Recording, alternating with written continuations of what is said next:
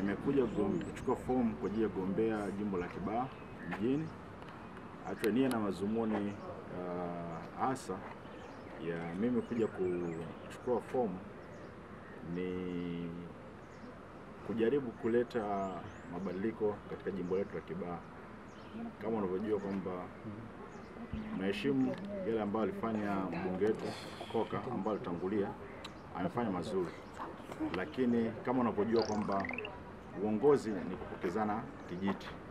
Kwa mimi kama kijana lazima nitakuwa na mawazo mapya, nitakuwa na fikra mpya na dira mpya kwa ajili ya maendeleo ya wanakibaha.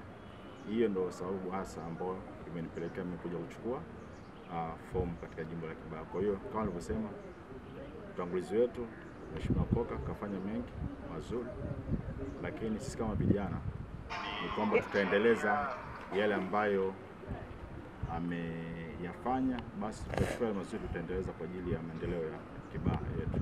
Asante.